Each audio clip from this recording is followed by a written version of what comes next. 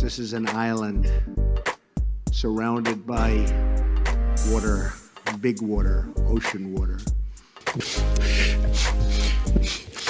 Trust me, I'm like a smart person. I'm very consistent. I'm a very stable genius. I had the best words. Tolerized. I know words. Mike Pounds. I hope they now go and take a look at the oranges of the investigation. But there's no better word than stupid. Anonymous, really anonymous. I'm very highly educated. One of the wettest we've ever seen from the standpoint of water. I had the best words. God bless the United States.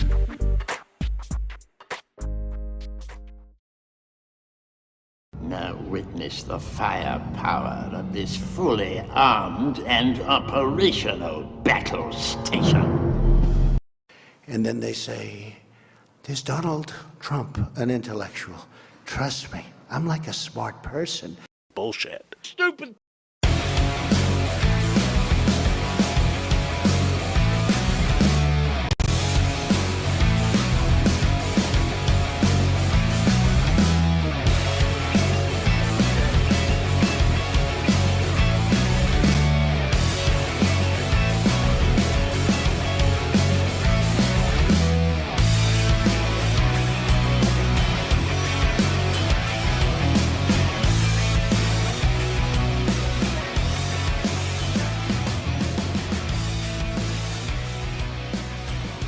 Around the nation,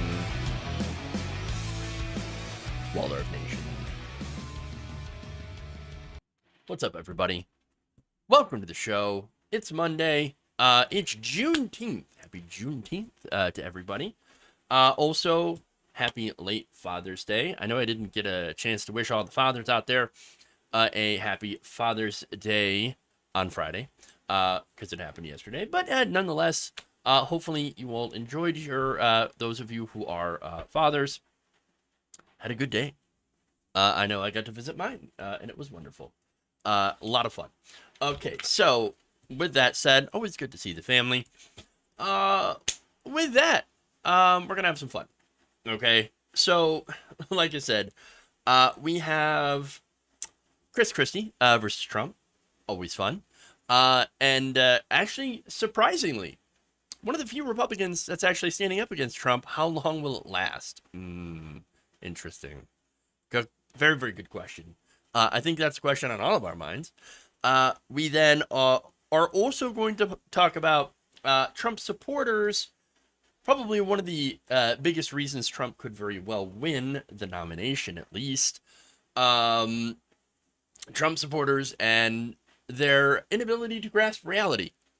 Or I should say, not inability. They're able to grasp reality. They just don't want to. I've got some examples to that. So, we're going to get into that. We also are going to look at the case that Republicans in 6 states are bringing against Biden's student loan forgiveness plan, forgiving up to $20,000 of student loan debt for every borrower. Yeah, got some internal emails on that. Interesting. What do those emails say? Are we the baddies? Maybe. No. Okay, we have that. We have good news in Indiana as well. A federal judge has blocked a bill to ban gender-affirming care for minors. So for trans youth, very important as well. But first, we're going to get into how the FBI actually had tried to protect Donald Trump. Wait a minute. The FBI protecting Donald Trump? I thought they've been weaponized. Well, we'll get into the details. So, yeah, we're going to start that conversation here, top of the show. But before we do, please like and share the stream if you haven't already. Very important that you do so. Helps us out. We're streaming multi-platform. We got multiple streams. So many streams. Tremendous streams. All of them. All are wonderful streams filled with wonderful people. So, we've got our Twitch community. We have our Facebook community. And we have our YouTube community, the OGs, of course. And so love to you all. All right. That said, do it.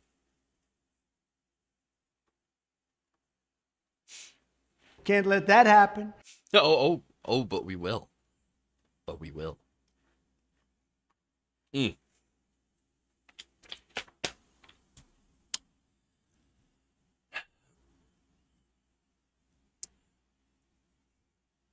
And what is not an example of the weaponization of the FBI against Donald Trump, turns out you have the government that refused to go after allies of former President Donald Trump in relation to January 6th.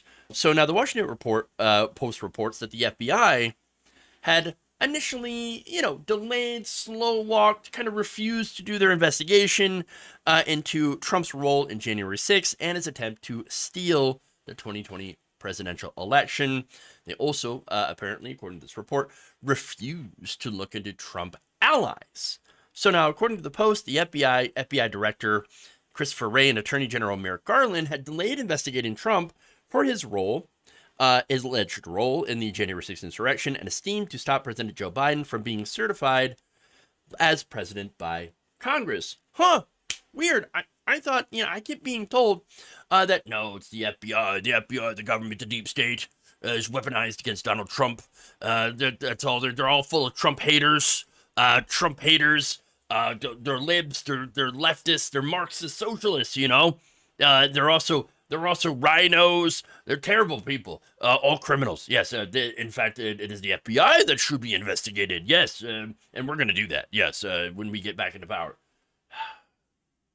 Okay. So let me give you an excerpt from the report. This is from Post reporters Carol D. Lenig and Aaron C. Davis. They write, awareness about appearing partisan, institutional caution, and clashes over how much evidence was sufficient to investigate the actions of Trump and those around him all contributed to the slow pace of this investigation. Garland and the Deputy Attorney General Lisa Monaco had charted a cautious course aimed at restoring public trust in the department, while some prosecutors below them chafed. Feeling top officials were shying away from looking at the evidence of potential crimes by Trump and those close to him, the Post found.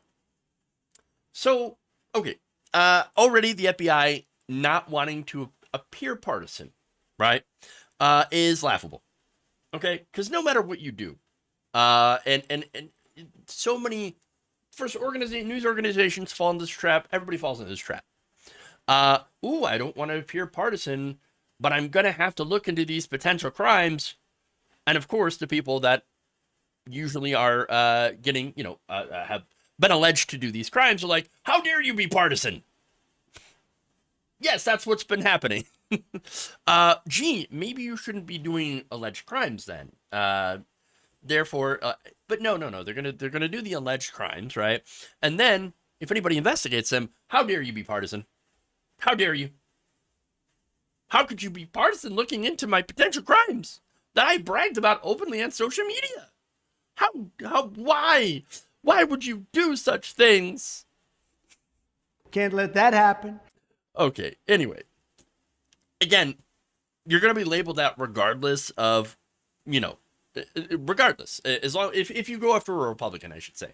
Now, if you go after a lefty, if you go after somebody without any power, well, that's different. Totally not partisan. It has nothing to do with it. Even though the, FBI has a history of going after members of the left and specifically the civil rights movements. So let's be very, very clear about that. But again, it doesn't matter the case, the details of the crime. If you go after a right winger, if you go after a Republican, if you go after somebody who's in the establishment, Republicans and the defenders will come out and say, it's political investigation, all political witch hunt. Because of course. Now there's more. The Post notes that this delay in investigating Trump for January 6th began before Garland was even confirmed as Attorney General. Michael R. Sherwin, then acting U.S. Attorney for the District of Columbia, along with senior Justice Department officials, and Paul Abate, Wray's top deputy, quashed a plan by prosecutors in the U.S. Attorney's Office to directly investigate Trump associates for any links to the January 6th riot, deeming it premature, according to 5 individuals familiar with the decision.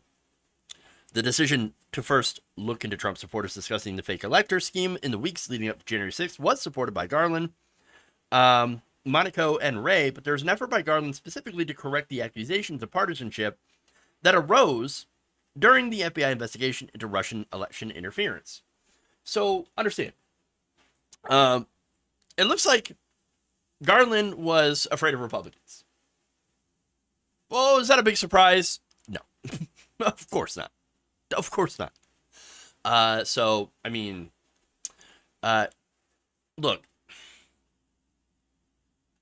you have these officials, you have these people in government that, by the way, a lot of people in law enforcement, because that's what the FBI is, they're already conservative, they're already right-wing, right?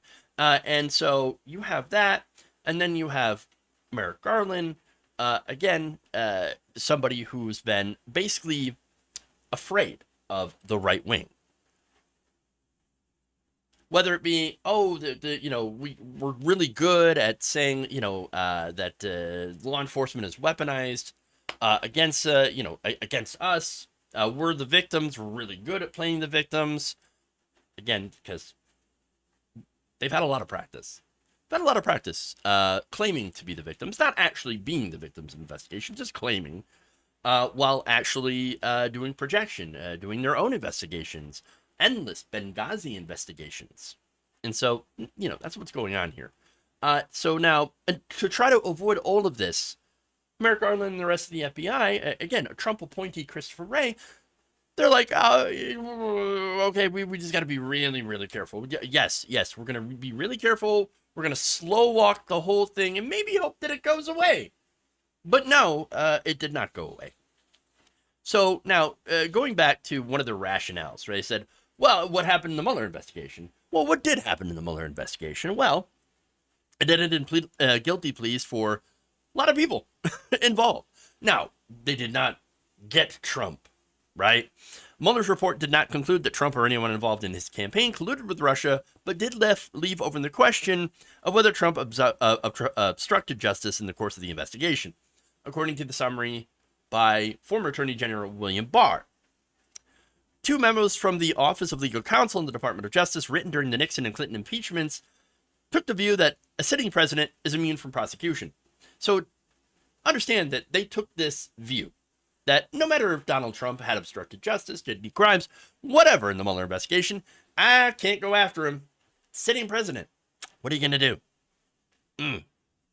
Now, that investigation unfortunately led to massive pushback from the right wing. That scared the crap out of the people that were involved, that were in power. And so there's that. At the same time, back in 2016, you remember that the FBI faced criticism from Democrats, who also announced a political investigation into Hillary Clinton's private email server 11 days before the election. So you have that, those missteps, and then you have, of course, the impending right-wing backlash. Anytime that you actually try to investigate a Republican, you have Merrick Garland basically scared of taking on Trump. Now, that had people inside the Justice Department going, what are you doing? What the hell? In fact, according to the report, some have complained that the Attorney General's determination to steer clear of any claims of political motive has chilled efforts to investigate the former president. Quote, "You couldn't use the T word," said one former justice official briefed on prosecutors' discussions. Couldn't even talk about Donald Trump. Yeah, I know. So much fear around this guy, around actually holding somebody in power accountable, and yet at the same time, you have the right wing that claims they're always after us. The government's always after us. Oh yes, always. They're targeting us. Oh, it was the same thing with the IRS. Oh, I can't believe the IRS will target conservative groups. They actually targeted more liberal groups than they did conservative groups. But again, it's this masterclass on victimhood. The right wing constantly pushes out this narrative. We're the victims. How could you are always victimizing us? We're so victimized.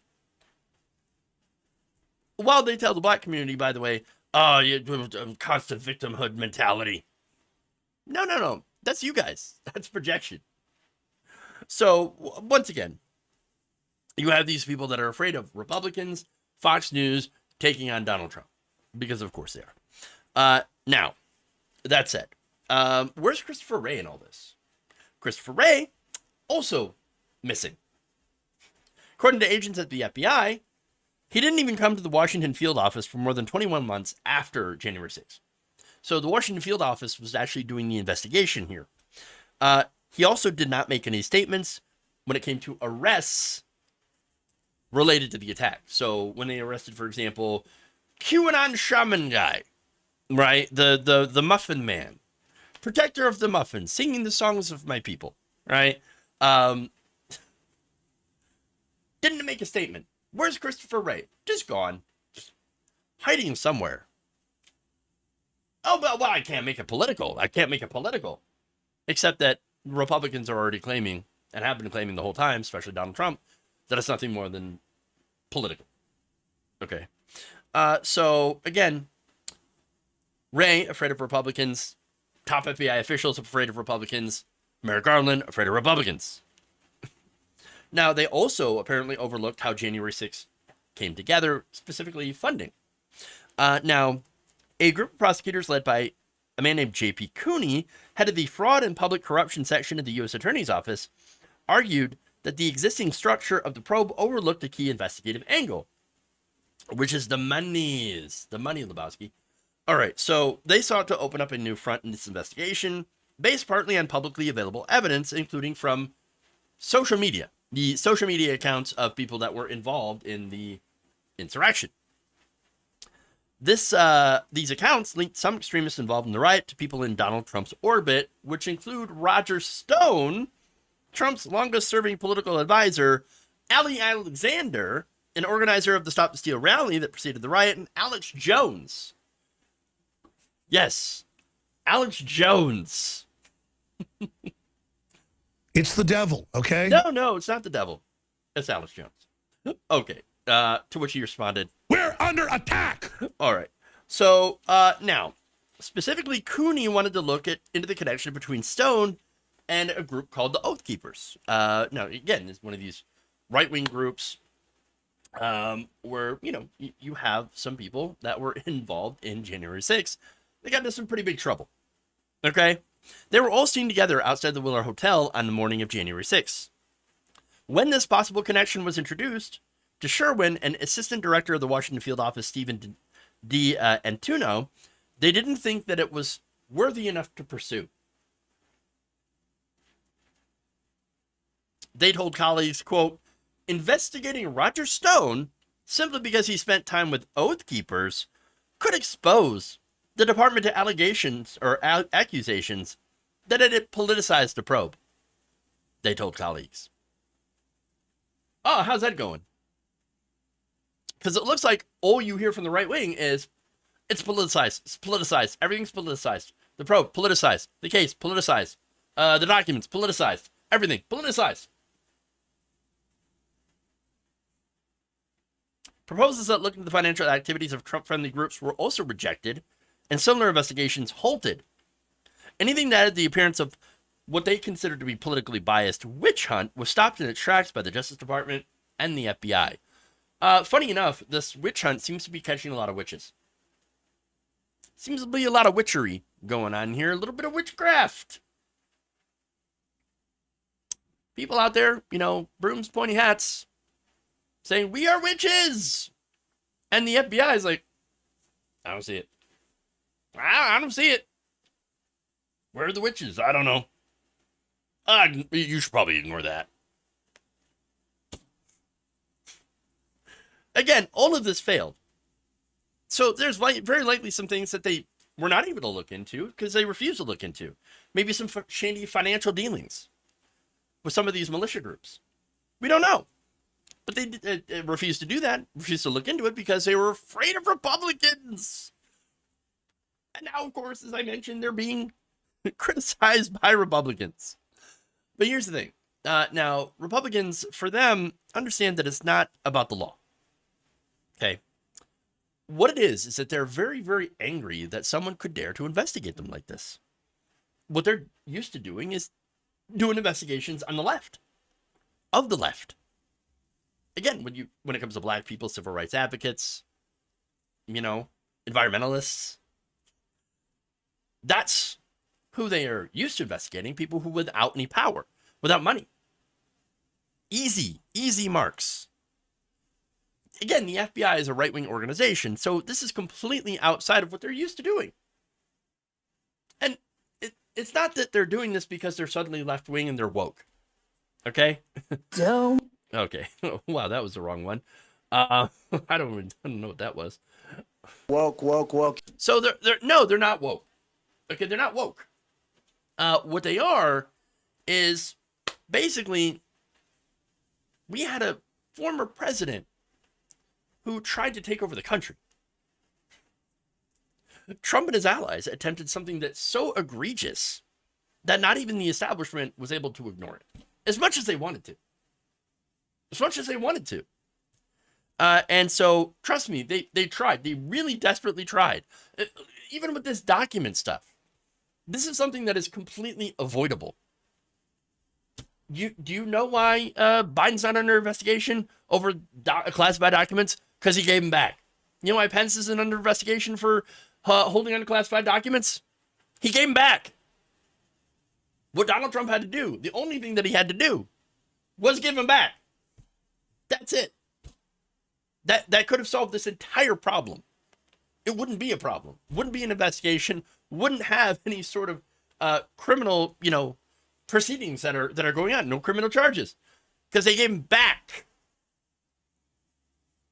All of this is just self-inflicted. That's all it is. Self-inflicted. The FBI, of course, did not want to get into this, and did not want to get into January 6th. They didn't want to get into any of this, but they had to. It would have been criminal not to. Corrupt not to. So they're getting forced to actually try to hold a right-winger accountable for the first time that I can recall. And so I'm not at all surprised that, of course, they tried to delay and not look into things and go, oh, I don't want to do it. Please don't make me look into right-wingers, please. There's got to be some way out of this, please. Donald Trump, please don't run again. And, of course, he can't help himself. He has to. And so at the end of the day, there was just too much to ignore, especially since Donald Trump chose to run for re-election again. And made his own promises to do political investigations to weaponize the Justice Department against the Biden family. So that's what's going on here. And that's the reality. Okay.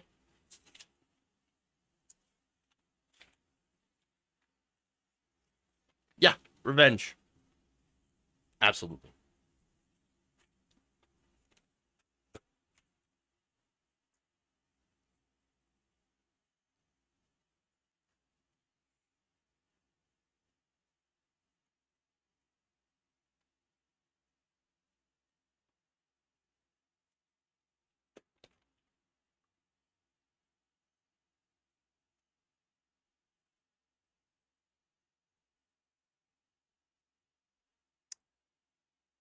Former New Jersey Governor Christie has called Donald Trump a petulant child, and I'm here for it.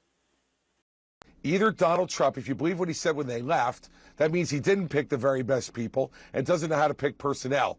If you believe what he said at the beginning, the great stuff, then this guy is the worst manager in the history of the American presidency.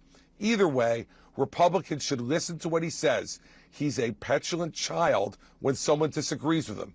And whether it's Bill Barr or John Kelly or General Mattis, whether it is Mick Mulvaney or whether it's, General Milley, if you disagree with Donald Trump, the petulant child comes out and he calls you names like the ones you just mentioned and the ones I mentioned. You're not wrong. No lies detected from Chris Christie. Huh. So now what's interesting here is Chris Christie is actually one of the only top Republicans who's running. And yes, he is running against Donald Trump in a primary. But yet he's, again, one of the only ones out there who is not currently kissing Donald Trump's ass. which I find fascinating because he was one of the first to actually do so back in 2016. So now, the other one, I mentioned that, one of the few. There's another one. That's Asa Hutchinson, who was the former governor of Arkansas. Here's what he said about Trump in two different occasions. And you agree with those 56%? You think Donald Trump should drop out of this race? I've said that some time ago, and it's based upon the fact that you should put the office of presidency and our country above yourself. And whenever you've got these serious allegations against you, whenever you've got the challenge of multiple different investigations during the course of the next year, it's not fair to the country. It's obviously a very solid indictment. The grand jury found probable cause for it. Now, I do think Jack Smith's going to have a challenging time making the case in court, not because the facts are weak, but simply because you're going after a former president and you just have one juror that happens to be a Trump supporter or happens to be of a different viewpoint. You're not going to be able to get a conviction. Juror. Okay. Look, again, he's right about that. Strong case, but could be wrecked by one juror. Okay. Anyway. So, to be fair, again, Asa Hutchinson, one of the only other Republicans that are running that are actually going after Donald Trump, calling on him to, get out of the race, which of course might be advantageous to Asa Hutchinson, obviously, and Chris Christie, to be fair. But there's that. But what's the rest of the field? What are they doing? Well, they're kissing Donald Trump's ass, as I mentioned before. So they're out there, calling this, weaponization, all of them, essentially. In fact, Vivek Ramaswamy said, basically, I will pardon Donald Trump. So wait, if you're going to pardon him, then you think he's guilty. I'm just saying, you don't give pardons for innocent people, right? Generally. All right. So now, as I mentioned before, the rest of the field not attacking Trump on this. And why is that? It's because of the base. That's it. It's the base. Donald Trump currently crushing the field. 8 out of 10 Republicans think he's a victim of a witch hunt. And the Republican Party itself is already pretty much lined up behind Donald Trump. In fact, the RNC has already urged everyone to sign a pledge to support the eventual nominee. Now, having a pledge, this is not new. This is not controversial. Okay. But what's different about this one is what's in the pledge. Basically, there's a clause added for Trump saying that you promise to support the nominee regardless of whether the nominee is a convicted felon. Party of law and order, folks. So wait. You believe in the rule of law, you're back the blue, and yet, by the way, Republicans in this primary, you have to support the nominee even if he's a convicted felon. Wow. That's just, again, that is, he admitted. They admit it. First of all, they're expecting Donald Trump to be the nominee, which is not it's not surprising, really. Yes, they expect Donald Trump to be the nominee, and so far, if current polling holds, he probably will be the nominee. And they also expect, or at least are thinking, it's very likely or possible that he will be convicted and be a felon. And still the party's saying, yeah, but if the base wants him, then we're going to do it. Then, you're going to have to support this convicted felon because, that's it. Wow. Now, by the way, Chris Christie also talked about this pledge, and he said he's not going to sign it. Quote, he said, I'm going to take the pledge just as seriously as Donald Trump took it in 2016. As you will remember, Reince Priebus had to go up to Trump Tower to get him to sign the pledge and ask him to do so. He did. And then we went to a subsequent debate where we all asked if we would reaffirm our support to whoever the nominee was to be by raising our hand. There were 10 of us on the stage. 9 of us raised our hands. The one who didn't was Donald Trump. And so I will take the pledge in 2024 just as seriously as Donald Trump took the pledge in 2016. Okay, so here's the elephant in the room. And I don't mean Chris Christie, because he's a Republican, obviously. Come on. Talk is cheap, folks. Talk is cheap. Chris Christie talks tough, but we've seen him bow down. Of course. The question is, are you finally gonna back it up? I don't buy it. Not until I see it. Okay? Look, if Donald Trump becomes the nominee, there is, I would say, about a 99 to 0.5% chance that every one of these Republican candidates will kiss Donald Trump's ass and will immediately back him. Because, of course. Now, there is one thing that they could do that would actually make me believe a Republican. And as if they actually decided to run a third-party challenge against Donald Trump if Trump wins the nomination. So if Chris Christie makes plans, and if Donald Trump wins the nomination, he says, screw it, I'm going third party. I'm going independent, and I'm going to run against Donald Trump. I'm basically going to, I have no chance in hell of winning, but I'm going to peel enough Republicans away to sabotage Donald Trump in order to save our democracy. Then that's what I'm going to do. That is the only thing that would make me ever believe in any of these people, any of these Republicans that say, whoa, I care so much. Same with Asa Hutchinson.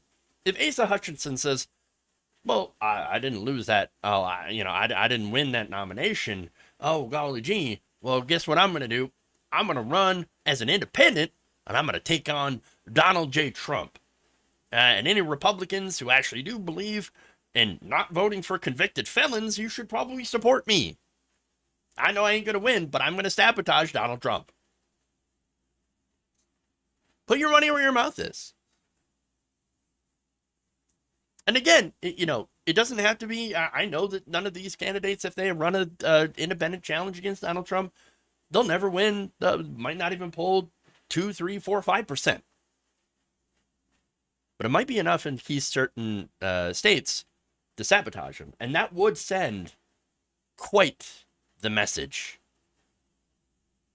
That's the test here. That's the ultimate test. And unless, you actually plan to do that, then I'm just going to consider you a beta boy. Beta male. For Donald Trump. So, Chris Christie, I love the tough talk, but let's see some action behind those words. And when push comes to shove, I'm going to be watching all of you to see that if you actually do care enough about this country, not your own political aspirations, to take one for the team. Team America.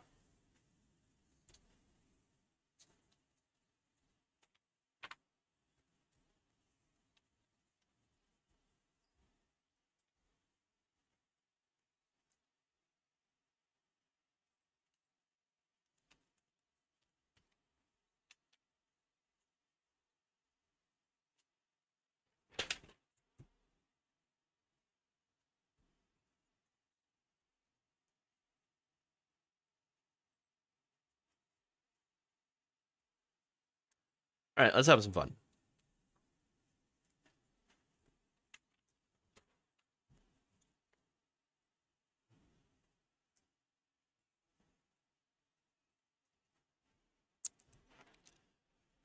Trump supporters are not coping well with the 37 counts of, against Donald Trump, including under the Espionage Act for the Mar-a-Lago documents.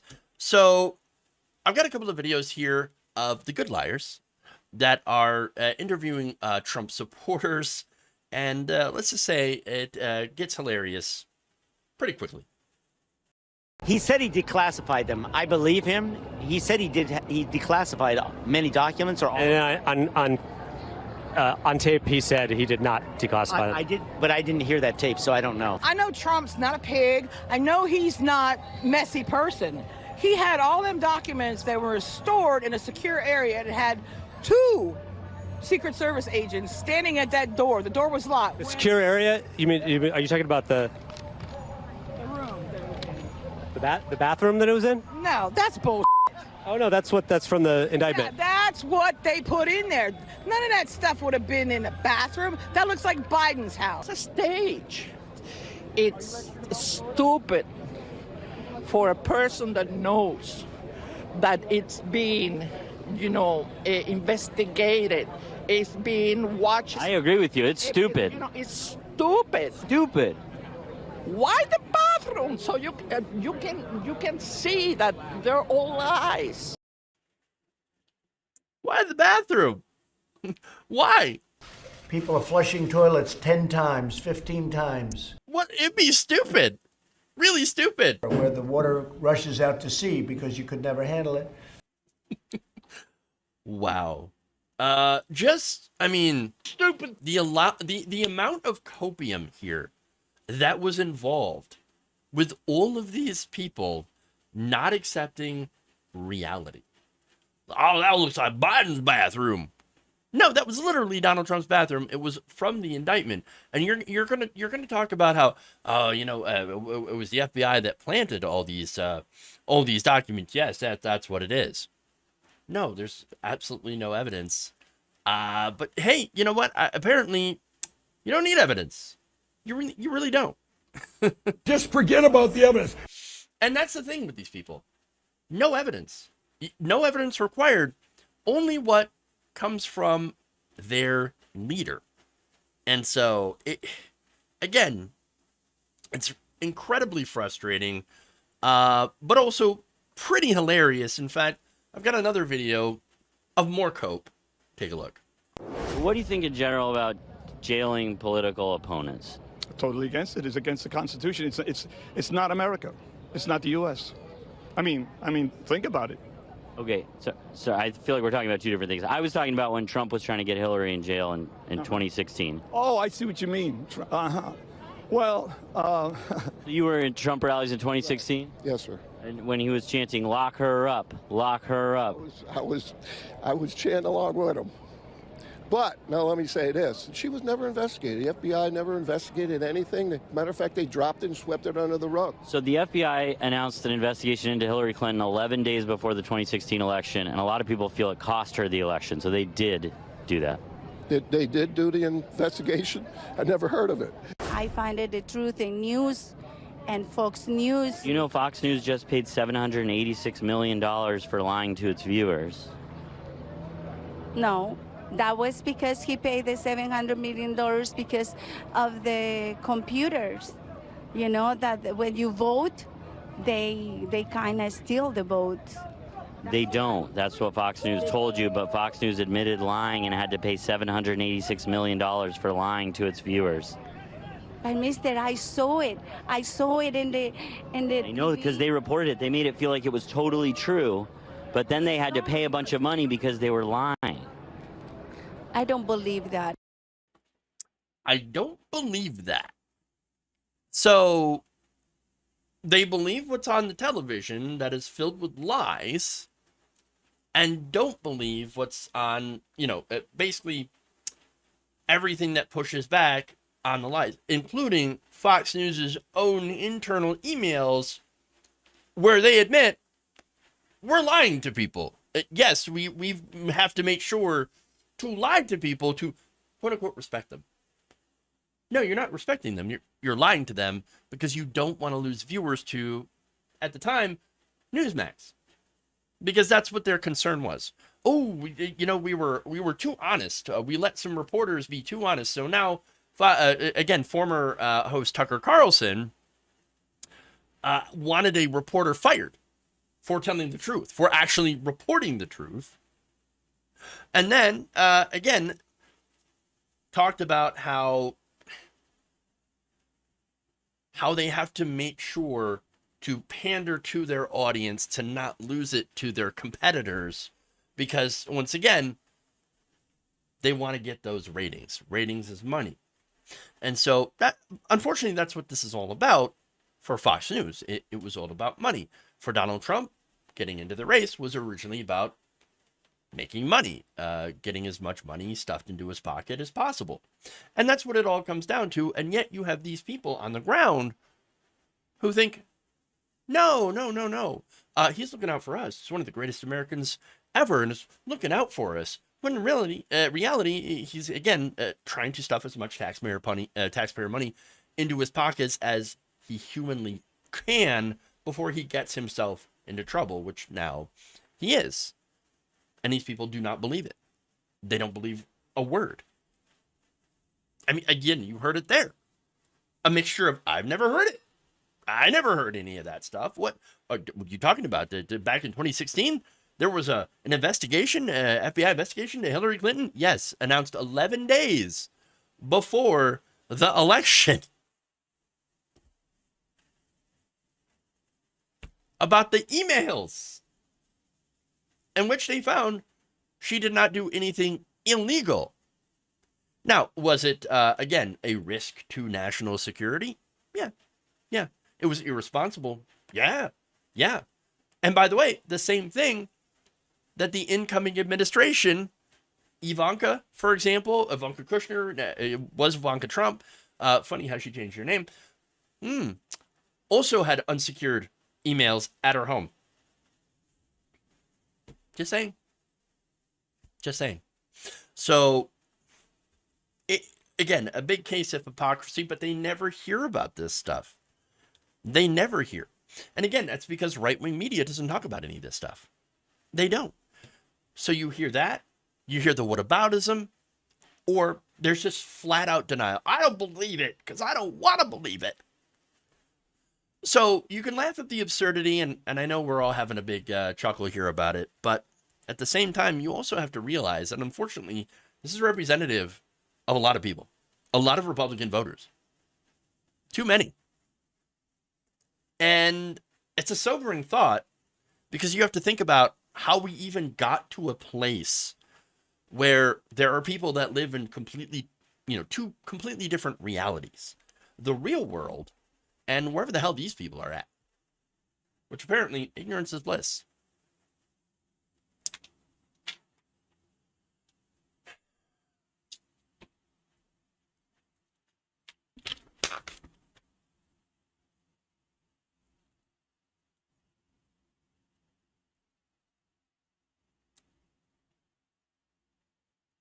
All right, let's move on to something different.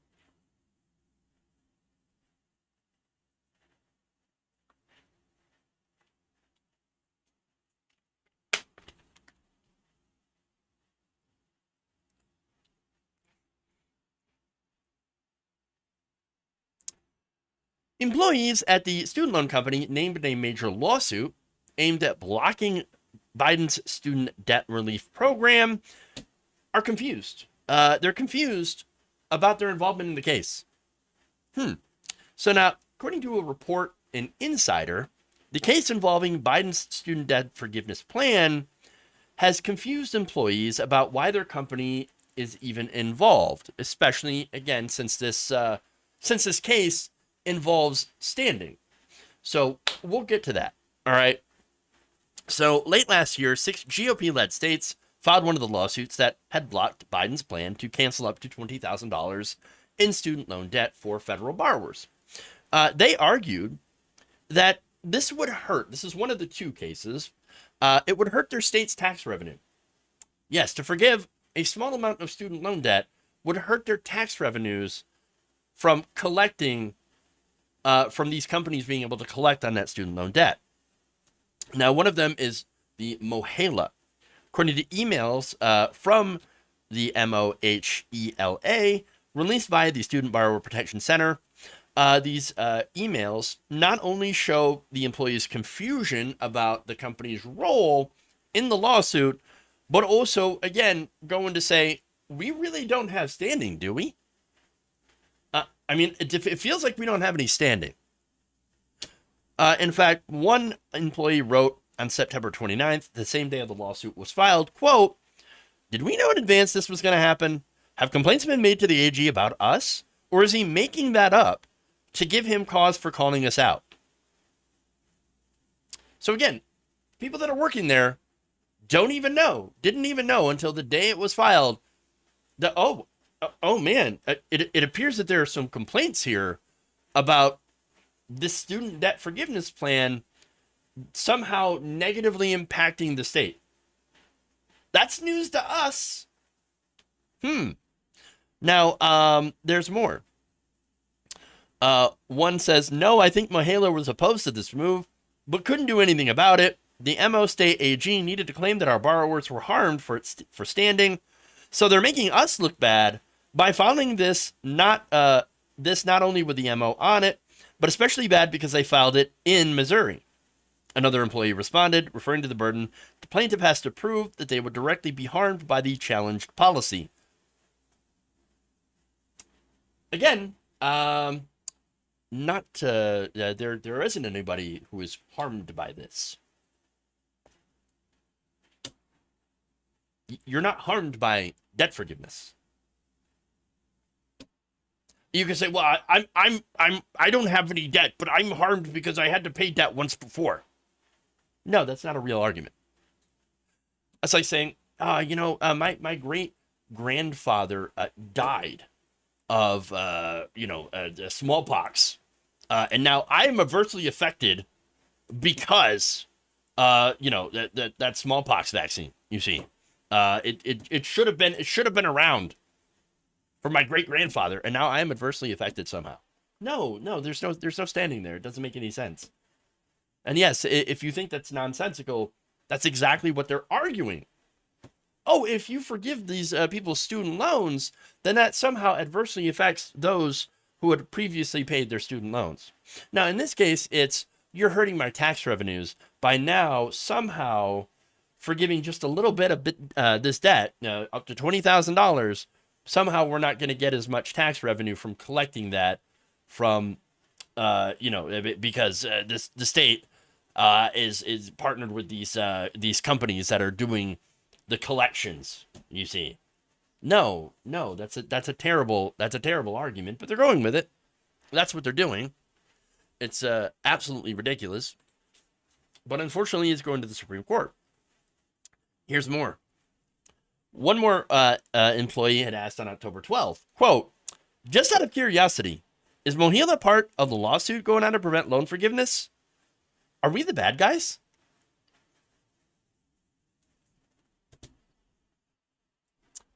Are we the baddies? I mean, if you're one of the people that are attempting to block student debt relief, then yes, you are the baddies. But for these employees, they're like, wait, we didn't do anything. We're actually fine with this. Why are you invoking our company, using us as an example to try to block this? This is ridiculous. In fact, according to a information request from Representative Cori Bush, this case does not involve Mohela at all. In fact, quote, they wrote back, "Mohela executives were not involved with the decision of the Missouri Attorney General's office to file for the preliminary injunction in federal court on September 29th, 2022. Furthermore, the employees have been, and you've seen some of this, frustrated by the AG using them. Quote, "It has nothing to do with us, except that they're using the MO consumers harm as standing. No complaints about Mohela that I'm aware of had anything to do with this," one employee wrote on September 29th. Well, you know what this does? This blows a gigantic hole in their case. Again, they have to prove harm. But nobody's been harmed by this. They don't have any examples of people being harmed. In fact, the people that are working there and dealing with consumers who are going to have some of their debt, a big portion of it or a small portion of it, depending on how much you have, forgiven by the federal government, by Joe Biden, there actually would be harmed more if they would actually be harmed, I should say, if the forgiveness does not go through. So it's literally the opposite here.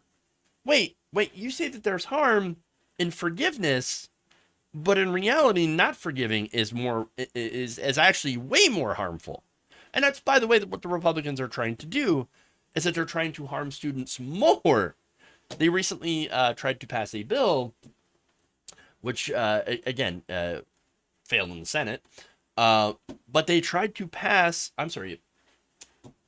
they tried to pass a bill to not only end the payment pause, which, again, is already ended, but to end it sooner and to add retroactive interest to the payments. So that's what they're doing. That's what Republicans are trying to do. So understand what they are doing. Now, that said, according to Insider, during oral arguments at the Supreme Court back in February, James Campbell, the Solicitor General for Nebraska, who represented the 6 GOP-led states, defended Mohila's role in the case, saying, quote, Missouri has an ultimate interest in the property of Mohila. We believe that as a matter of law, that the state has the authority to assert its interests. But they're not. But they're not. What interest do they have in blocking student debt relief? I mean, again, there is no interest other than for, again, Republicans to make students suffer. That's the interest here. And to block Republicans from taking a small political win. And that's what that is, a small political win.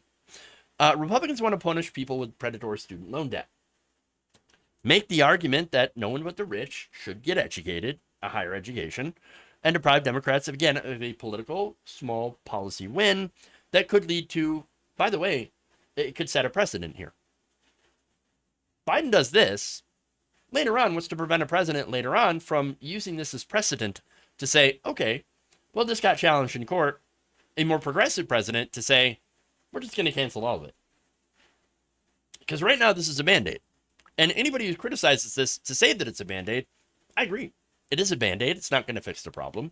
In fact, what should be done is you have to attack the problem at the root.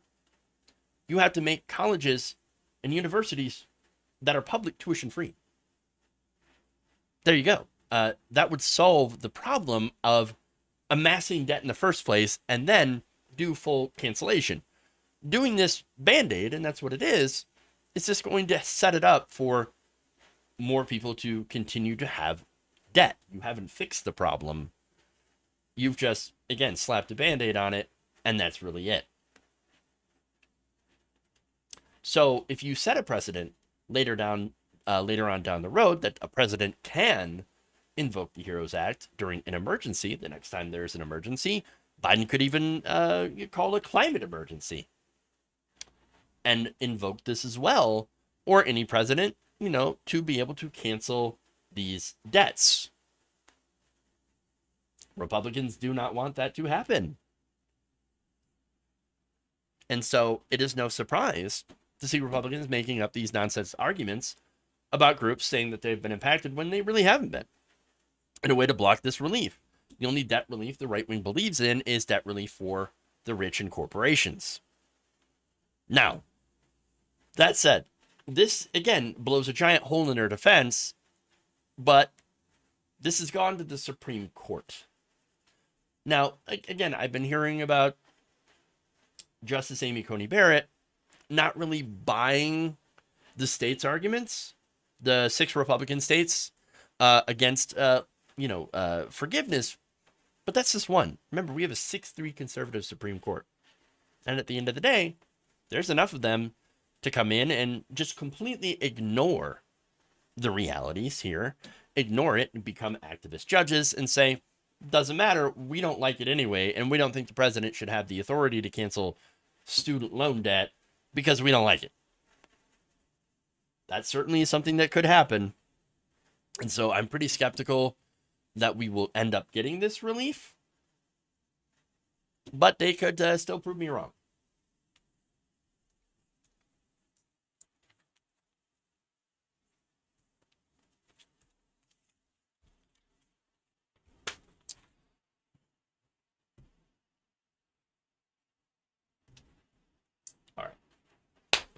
one last story here.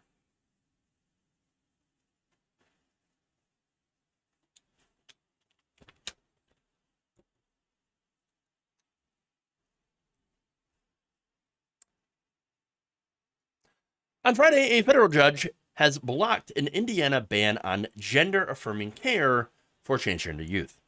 The law, which would ban puberty blockers and hormones, was scheduled to take effect on July 1st, but it will not. It is a temporary injunction, a temporary block.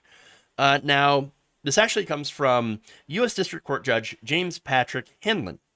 And the order puts a temporary injunction on this legislation. Now, it will allow the law's prohibition on gender-affirming surgeries to take effect, but there's actually a reason for that. He basically says it's not going to affect anybody, so I don't really care. We're not going to rule, we're not going to strike down or block that provision because there's nobody that's going to be infected or affected at all. So what's the point of putting in this surgery, provision when there's no one in the state of Indiana at all under 18 that is getting surgeries in that way? So again, he wrote in this ruling that no medical providers in the state perform procedures on people younger than 18. Hanlon's order also blocks provisions that would prohibit Indiana doctors from communicating with out-of-state doctors about gender-affirming care for their patients younger than 18. The ACLU had filed this lawsuit within hours of Republican Governor Eric Holcomb signing the bill back on April 5th. And so now the challenge, again, on behalf of for use undergoing transgender treatments, and an Indiana doctor provides that care, argued the ban would violate the U.S. Constitution's equal protection guarantees, as well as parental rights for the parents of the children who are, again, supportive in their transition. So I love it when stupid laws get blocked. And this is a stupid law. Again, it's unnecessary and unnecessarily cruel. And the cruelty is, of course, the point, as always.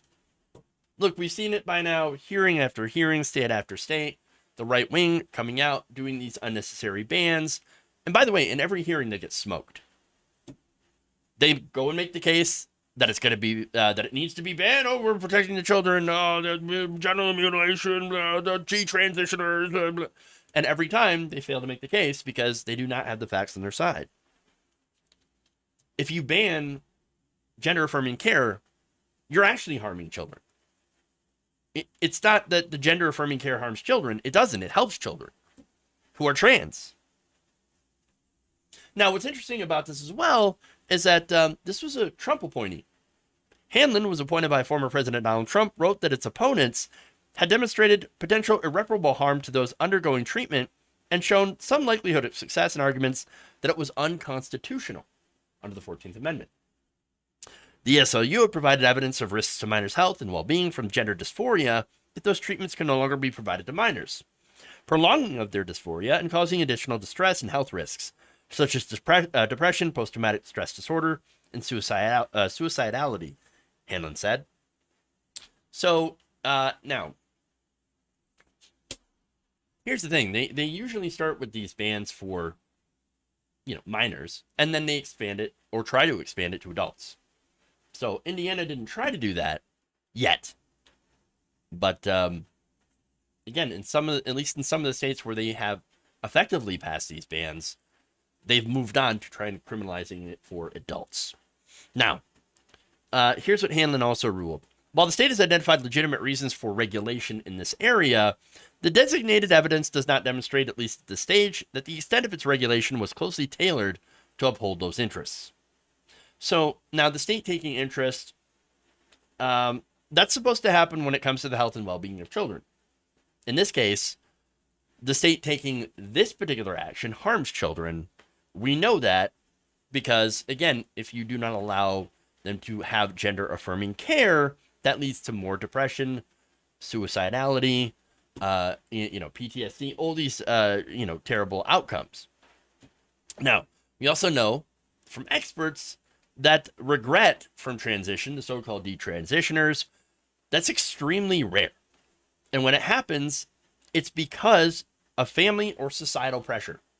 So understand, that it's not that these people, regret what they've done to their body. No.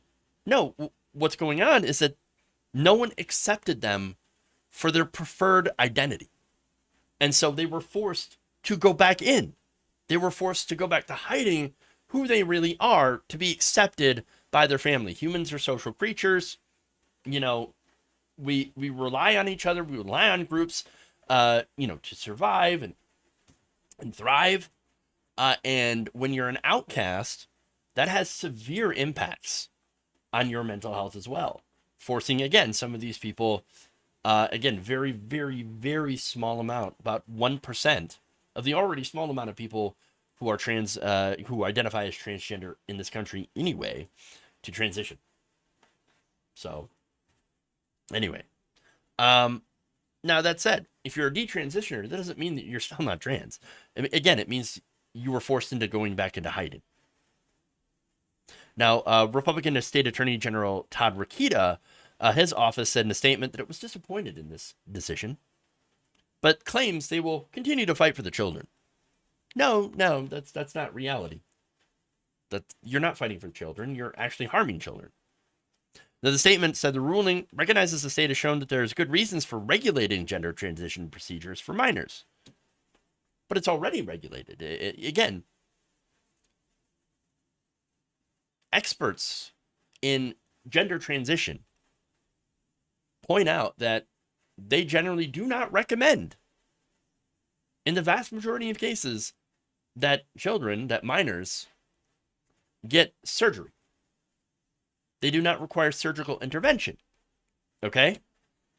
In fact, of course, the state makes the argument, or had made the argument, that risks from gender-affirming treatments during puberty, such as future fertility, bone strength, brain development, and possible reversibility, have not been adequately studied by scientists. Such factors, they say, make it within the legislature's authority to decide we don't want our children to be part of this grand experiment. That was from Indiana Solicitor General Thomas Fisher. So, no, you see the framing on that. Their framing is ridiculous. It's not a grand experiment. Again, it's a very small amount of people who identify as transgender and go through gender-affirming care. That's the reality, and transgender people have always existed throughout time. Transgender, gender fluid, as well as gay, the rest of the LGBTQ community have always existed.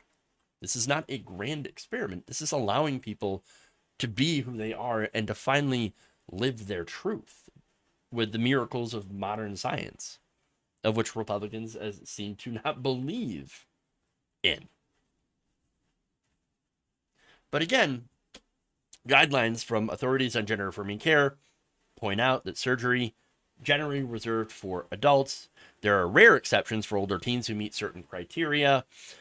So already regulated. Now, the other thing that I want to point out here is in Indiana, I may have mentioned already, but they've never performed gender surgeries on minors in that state. The state's only gender-affirming care provider doesn't do that, doesn't provide referrals for anyone doing that.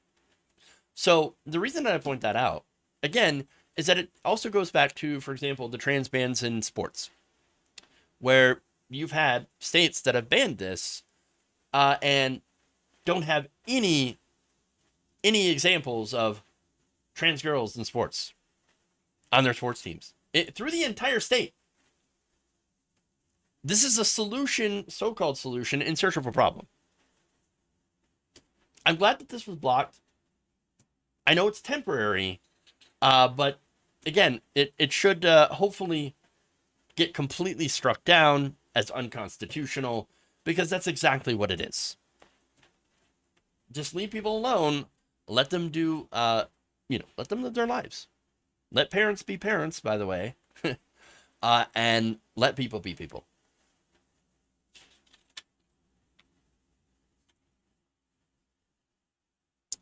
Okay.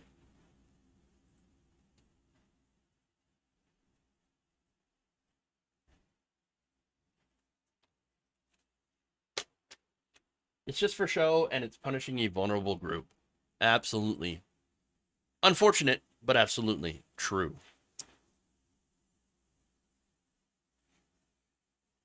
Electro Dobby says in the Twitch community, I remember that literally the reason I did not vote for Hillary is because of the announcement of their investigation. I didn't vote for Trump either. Yeah, I mean, you didn't want to vote for somebody under federal investigation. Seems like a good reason. Except now Republicans who said the same thing, and I'm not calling you a Republican, by the way. I'm just saying that they also actually did use that argument, ironically, where it's like, oh, yeah, I don't want to vote for Hillary Clinton. You were never going to vote for Hillary Clinton anyway. These Republicans, as I mentioned, not talking to you, not pointing at you, Electra Dobby. I'm just, again, using that as an example.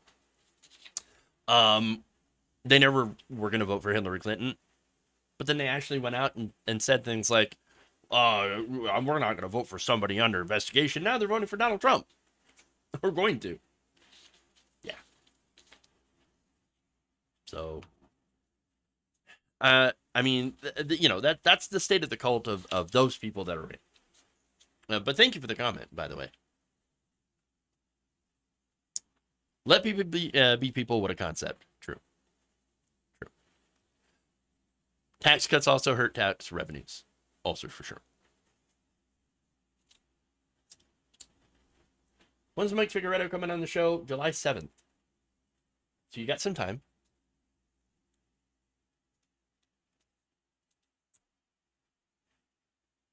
All right.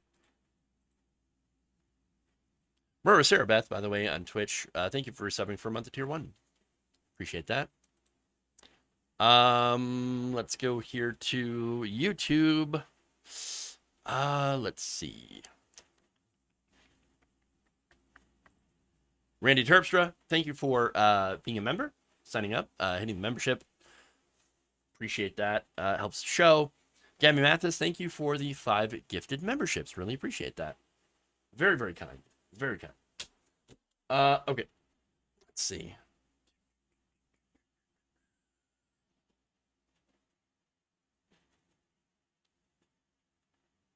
See.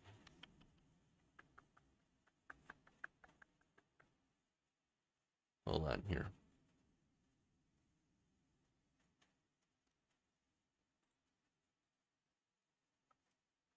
Let's see.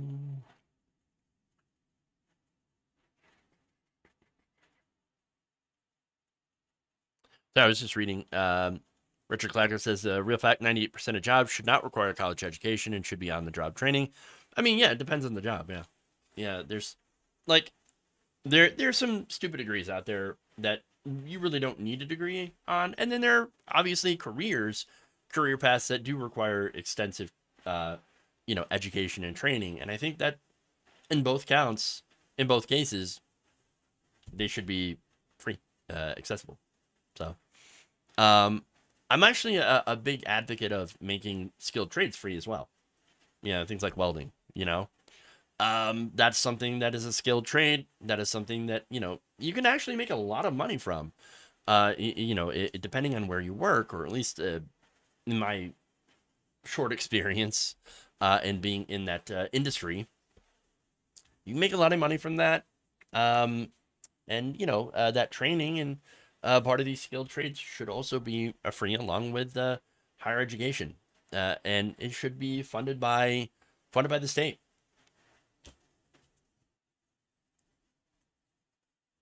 People should not go into debt getting educated for the next jobs. They should be able to, when they get out of college, start businesses and contribute to the economy.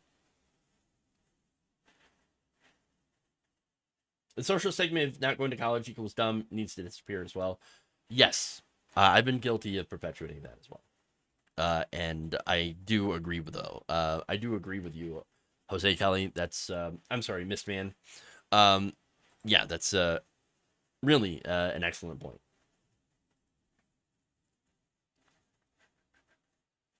Charlie Kirk's woke ketchup. Sexual anarchy. Okay. I'm just going through some of the comments here. Okay.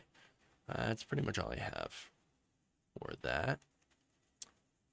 Let's see. Yeah, there was somebody that did ask why I called Merrick Garland, or accused Merrick Garland of being afraid of Republicans, because that's generally how Democrats are. Afraid to stand up against Republicans, afraid to stand up and actually do the right thing, being so afraid of being called, partisan, when you know that that is going to happen anyway, and trying to slow walk it and to avoid having to do something that is, again, going to be politically contentious. Ignoring the politics of it and actually going after them based on the law is what you're supposed to do. It's what his job is. Not to be a political actor and to be afraid of Republicans, which again is my opinion. So, Garland's not a Democrat, he's a Republican. No, he was an Obama appointee.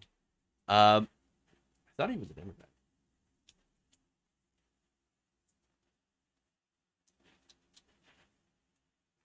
But whether you're a Republican or not, especially if you're a Republican, I should say, then you're going to be afraid of Fox News. Even more so.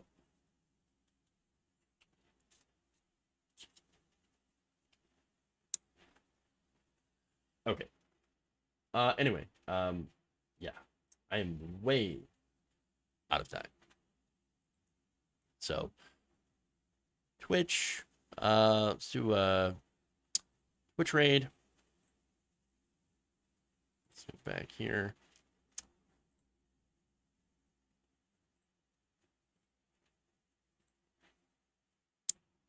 Do a raid into Lumiru's channel. They, them pronouns. Very based streamer. Everybody, thank you for going around the nation with me today. Appreciate you all. Love you all. And remember, change begins with you. Good night, nation. We'll see you back here tomorrow.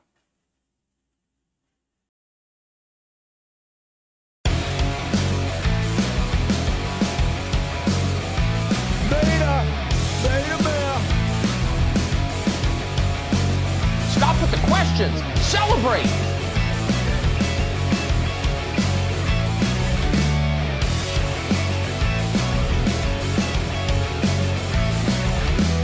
It's not a salami sandwich.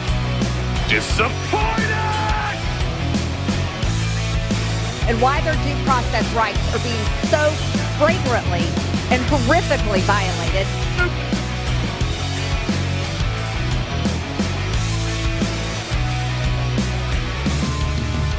Fired! Fired! They're kicking me out the door. They're kicking me out the door. Florida's ground zero for the nursing home. I mean, we're God's waiting room. USA, USA, USA.